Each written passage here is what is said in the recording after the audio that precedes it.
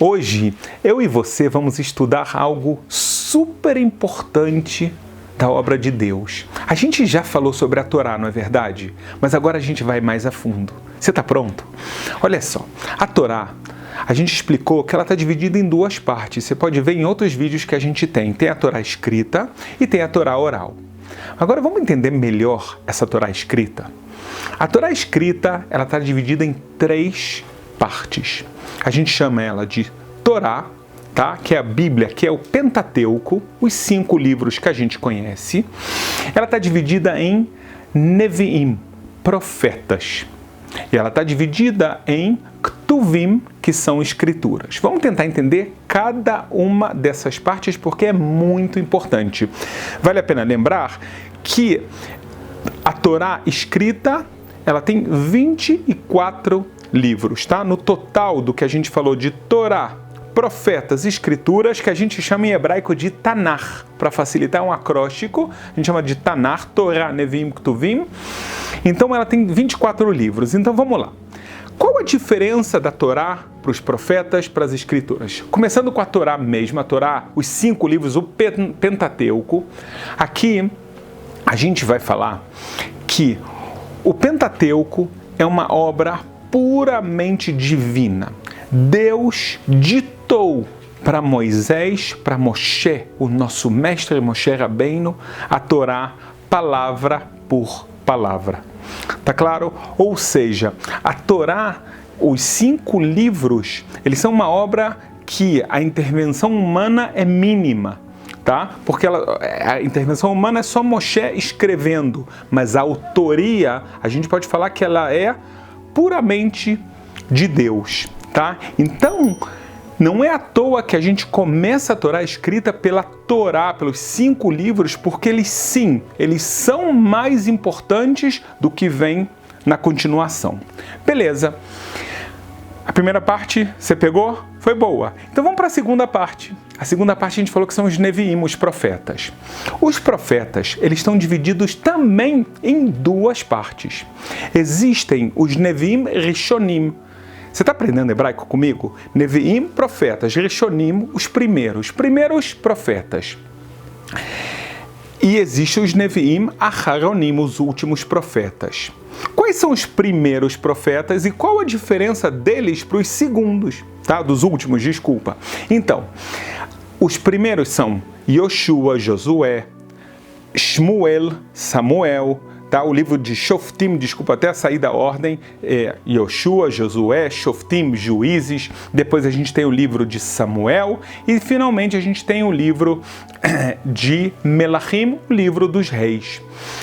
Se você pega, antes de tudo, esses livros, eles são a continuação da história do final do Pentateuco. O livro de Josué, ele está continuando aquela história que Moisés morreu com o povo de Israel na entrada da terra de Israel, mas ainda do lado de fora. O que a gente vai começar no livro dos profetas é a história daqui por diante, tá bom? Agora, é interessante que os primeiros profetas, eles são livros, eles são até mais interessantes, mais gostosos de ler, porque é história. Ele começa a contar a história, o que aconteceu com Josué, como ele conquistou a terra de Israel. Depois vem a história dos juízes, como Sansão, que a gente conhece, Sansão e Dalila e etc. E aí depois vem a história do rei Davi, vem a história do rei Salomão, até a construção do Beit HaMikdash. Então vem um monte de história. Agora, essas histórias não são puramente um livro de história, elas têm muitos ensinamentos como o Pentateuco, mas não no mesmo nível. Por quê? Porque a gente está falando agora de profetas. O profeta é uma pessoa que Deus se comunica com ele, mas a obra não é autoria divina como os 5 livros. Ficou claro? Você entendeu? Ou seja, aqui foi escrito por uma profecia que é um nível de comunicação que não é igual ao nível de comunicação que Deus teve com Moshe, com Moisés. A segunda parte dos Neviim, você está aguentando, não é verdade? Importante, porque são conceitos super importantes de entender.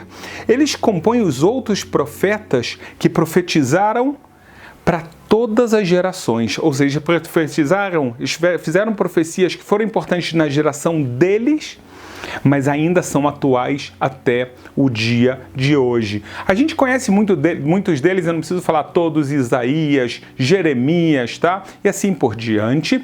Eles são menos história, mais realmente ensinamentos, admoestações e assim por diante. Se vocês me perguntaram, mas esses foram todos os profetas da história? A resposta é que não. Só entraram no Tanar, na Torá escrita, as profecias que foram importantes para a sua época e para todas as épocas. Então a gente foi agora para o segundo passo. A gente já falou da Torá, os 5 livros, e agora a gente explicou o que são os livros dos profetas. Finalmente chegamos às Escrituras. Qual a diferença das Escrituras, livro dos profetas? Aqui a diferença é um pouco mais sutil. Esses livros foram escritos sob inspiração divina.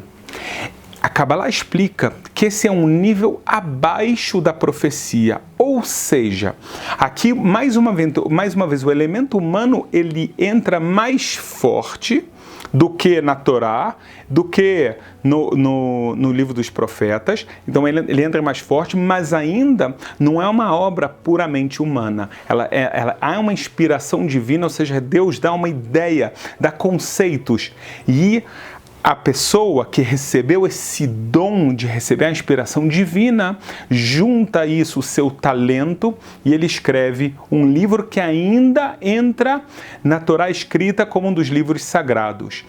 Então eles são livros que também têm ensinamentos para sempre. Tem livros que são livros de história, por exemplo, o livro de Ruth, ou por exemplo o livro de Esther. Tem livros fascinantes como o famoso Salmos, que foram escritos por 10 grandes personagens, como o rei Davi, o próprio Moshe Rabbeinu, Avraham, o patriarca Abraão, Adão Arishon, Adão escreveu também Salmos. Você sabia disso? Então aqui a gente tem obras que elas são chamadas de escrituras, que elas são obras diversas. Algumas são histórias, algumas são ensinamentos e assim o livro de Provérbios do rei Salomão, pura sabedoria e assim por diante. Então, a gente entendeu que existe até uma ordem de hierarquia de importância de santidade, que começa com os 5 livros do Pentateuco, depois vai para o livro dos profetas, e os próprios profetas estão divididos em 2 partes, como a gente falou, e finalmente a gente tem as Escrituras. Eu queria terminar falando para vocês que é muito importante, alguma hora, com calma, começar a ler tudo isso, porque é muita sabedoria, é muito conhecimento. Imagina só você ler um livro ou de autoria divina, ou que foi feito através de uma profecia ou de uma inspiração divina. Não é todo dia, não é toda hora. Você gostou? E a gente gosta muito que você está aqui também.